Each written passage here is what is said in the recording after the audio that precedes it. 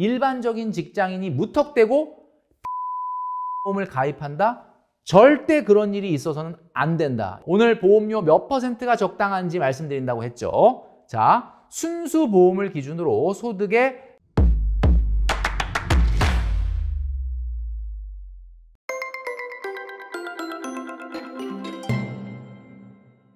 네, 여러분 안녕하십니까. 돈으로 혼쭐 내는 남자 돈줄남 김경필입니다. 오늘 주제는 바로 보험이 되겠습니다. 바로 내 월급에 보험료는 과연 몇 % 정도 내야 하는지, 자, 이 부분에 대해서 오늘 이야기 나눌 거고요. 이 내용 안에는 여러분이 속고 있을 수도 있는 잘못된 보험 상식이 들어있으니까 영상 끝까지 시청해 주시면 좋겠습니다.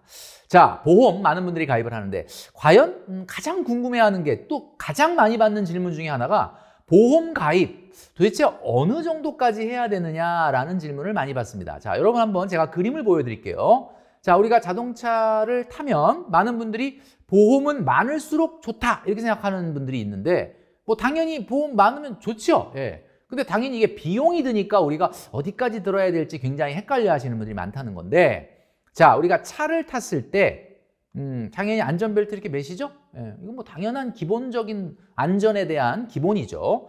자, 그런데 여러분, 차를 타실 때 왜 헬멧은 안 쓰세요? 예, 지금 그림 보시면, 자, 안전벨트 맸으면 헬멧도 매야 되는 거 아닌가? 자, 이게 무슨 얘기냐면, 안전벨트까지는 우리가 허용을 하죠. 이건 당연히 해야 된다고 생각하죠. 그런데 왜 우리가 헬멧은 안 쓰느냐? 이거는 과잉이라고 생각을 하는 겁니다. 당연히 헬멧 쓰면 도움이 됩니다. 사고가 났을 때 아무래도 안전벨트만 한 사람보다는 안전벨트 매고 헬멧 쓴 사람이 훨씬 더 안 다칠 확률이 높겠죠.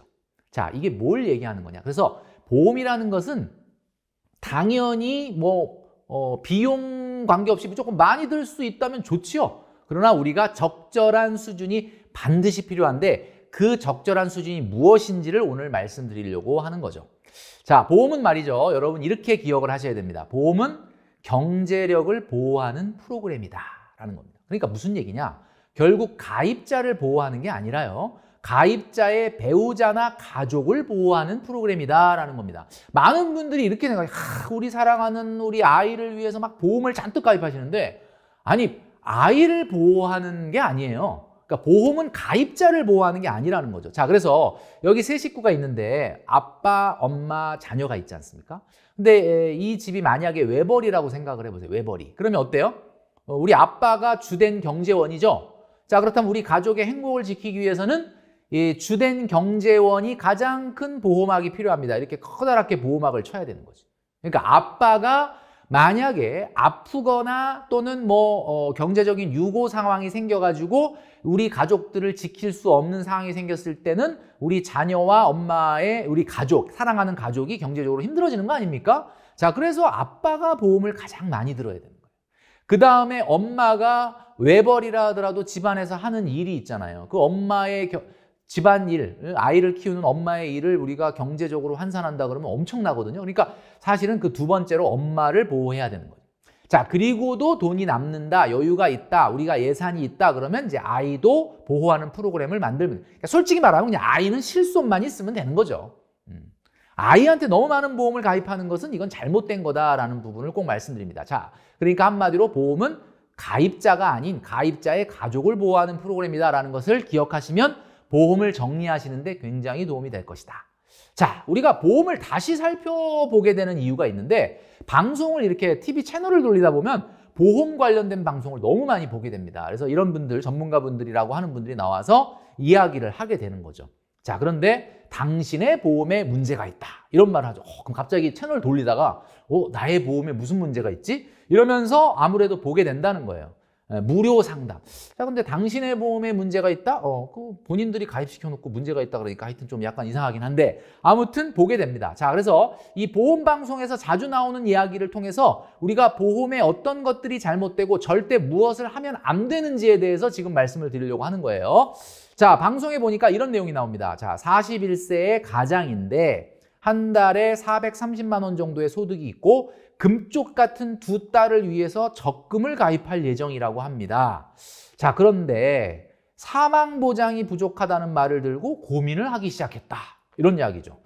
자, 한번 보니까 이분이 보험을 얼마나 들었는가 보니까 자, 41세라 그랬죠? 430만 원 정도의 소득이라 그랬습니다. 여러분 잘 기억하시고. 자, 이 정도의 이 가장인데 지금 보험을 얼마나 들었는가 보니까 실손보험, 통합보험 A, 통합보험 B, 치아보험, 운전자보험에서 보험료가 한 달에 28만 3천 원 정도 나갑니다.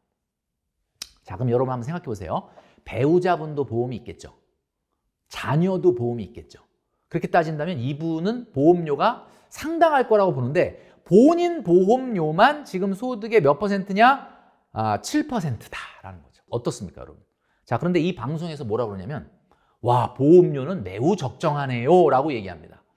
자, 여기서 이제 우리가 듣다 보면 와, 그러니까 혼자 가입하는 그 보험이 소득의 7%인데 적정하다라고 얘기하는 거 보니까 보험을 굉장히 좀 많이 근데 여러분은 어떻게 생각하실지 모르겠지만 이 보험료가 7% 일단 보험료는요 코스트예요, 여러분. 코스트. 그러니까 보험료가 너무 많아지면 안 돼.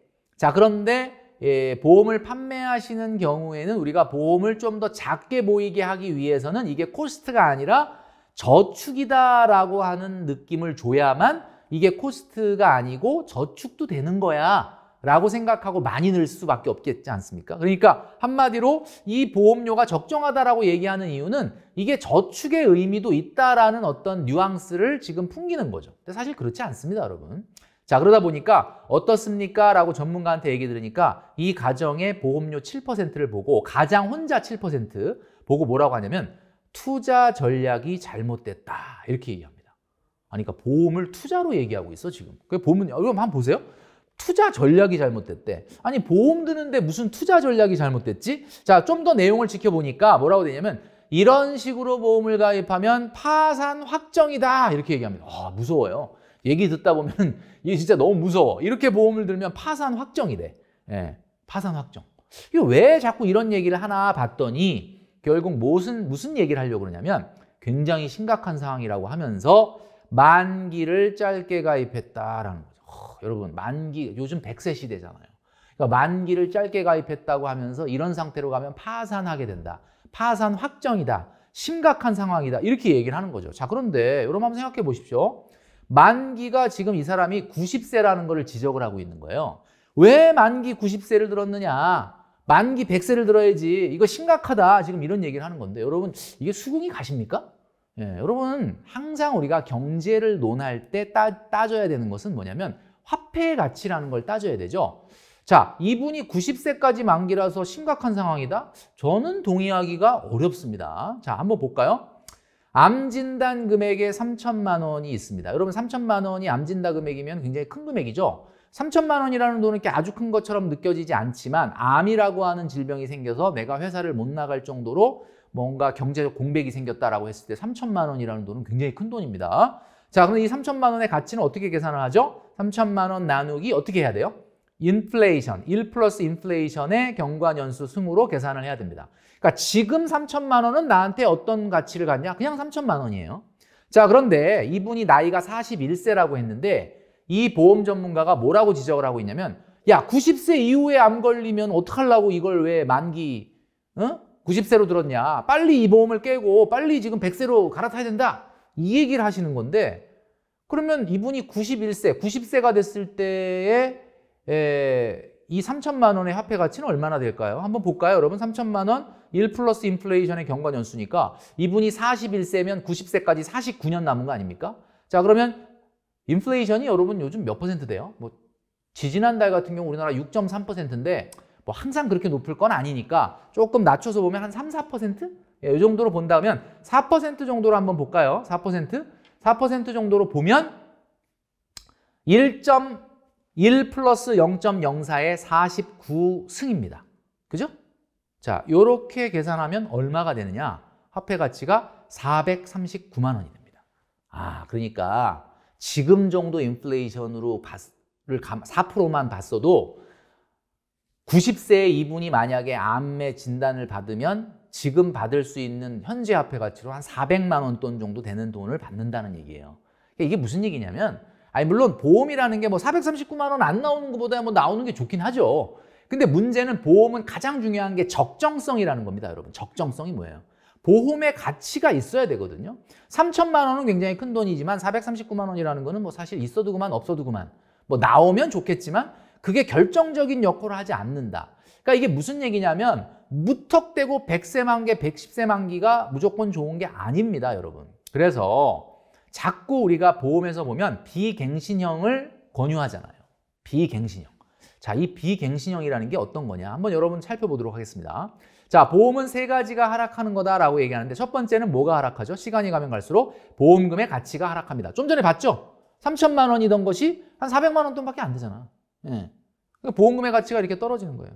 그럼 보험금의 가치만 떨어지느냐? 아니죠. 보험료의 가치도 떨어지죠. 지금은 막 8만 원 막 부담돼. 8만 원. 근데 나중에 한 10년 지나면 8만 원 별로 안 비싼데? 한 20년 지나면 아이 그냥 뭐 껌값이네. 뭐 이렇게 생각하는 거죠. 그러니까 보험료의 가치도 떨어집니다. 그리고 또 뭐가 떨어져요? 결정적으로 여러분 이걸 잘 보셔야 되는데 바로 보험의 필요성도 떨어진다라는 겁니다. 그러니까 보험은 이 세 가지가 다 같이 떨어져 가는 과정이고요. 이 은퇴를 기점으로 했을 때 노후 기간과 경제활동 기간 중에 여러분 어떤 기간이 보험이 필요합니까? 여러분 보험금을 탈 확률 생각하지 마시고 뭐 암 걸릴 확률이 언제가 높냐? 아니, 당연히 90세, 100세가 높죠. 근데 그게 중요한 게 아니라 언제 보험이 필요하냐? 경제활동기에 필요해요? 노후 기간에 필요해요? 경제활동 기간에 필요하죠. 왜? 경제활동 기간에는 내가 혹시 암에 걸리면 내가 벌어들이는 소득이 그대로 경제적 충격이 되기 때문에 노후 기간에 암에 걸리면 어차피 실손에서 나오는 치료비만 해결되면 되는 거 아닙니까? 그러니까 한마디로 얘기하면 무슨 이야기냐? 정말로 보험이 필요한 시기는 경제활동기다라는 겁니다. 그러니까 90세, 100세, 110세 만기가 그다지 그렇게 생각보다 중요하지 않다라는 이야기를 하는 거예요. 자, 그런데 왜 이렇게 방송에서는 갱신형보다는 자꾸 비갱신형을 팔려고 하는 걸까? 자, 이 비밀이 여기에 숨어 있습니다. 여러분 잘 보십시오. 보험료는 나이에 따라서 연령에 따라서 다릅니다. 왜 그러냐면 보험이 위험률이라는 게 있거든요. 여러분 이 위험률이라는 게 뭐예요? 결국 시간이 지남에 따라서 보험금이 나갈 확률은 높아지는 거예요. 아무래도 질병이나 그죠? 병에 걸릴 확률이 높아지니까.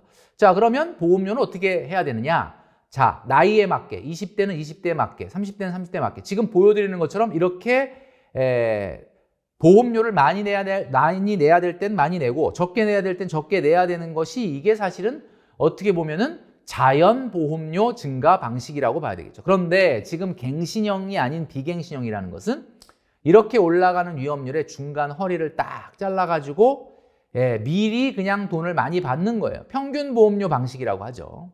자, 이렇게 되면 무슨 문제가 생기느냐?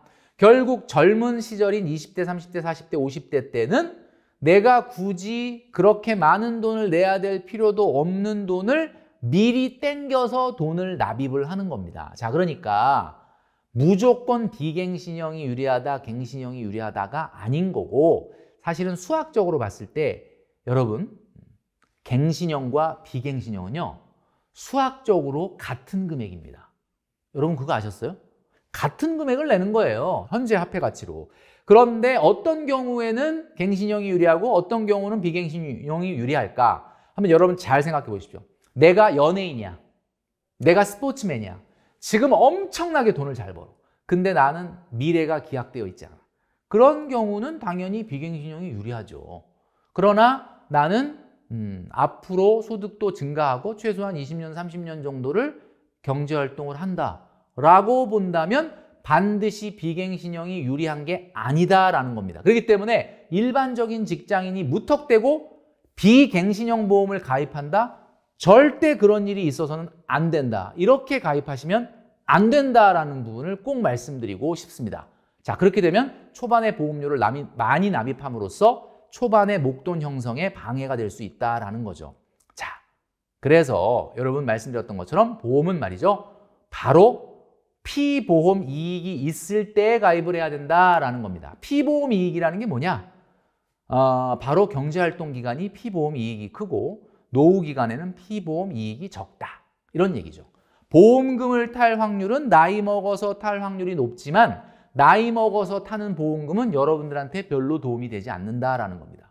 확률이 낮더라도 확률이 적더라도 내가 경제활동기에 만약에 문제가 생겼을 때 받는 보험금이 여러분들을 구원해 줄 수 있는 거죠.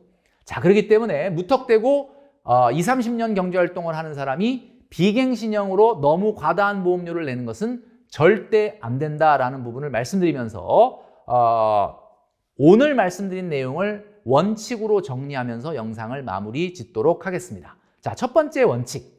갱신과 비갱신형의 보험료는 현재 가치로 납입보험료가 동일하다라는 점을 꼭 기억을 하셔야 됩니다. 자, 그 다음에 두 번째. 보험료의 적정성이라고 하는 것은 구체적으로 재무 목표에 따라서 달라집니다. 그러니까 자녀가 많은지 아니면 자녀가 없는지 싱글인지 결혼한 사람인지 뭐 이런 거에 따라서 달라야지 그냥 일률적으로 가입하면 안 된다라는 부분을 말씀드리고요. 자, 세 번째는요. 경제활동 기간이 아주 짧은 경우가 아니면 갱신형이 유리할 수 있다라는 부분을 말씀드리고요. 마지막으로 오늘 보험료 몇 %가 적당한지 말씀드린다고 했죠. 자, 순수 보험을 기준으로 소득의 3% 이내가 적당하다.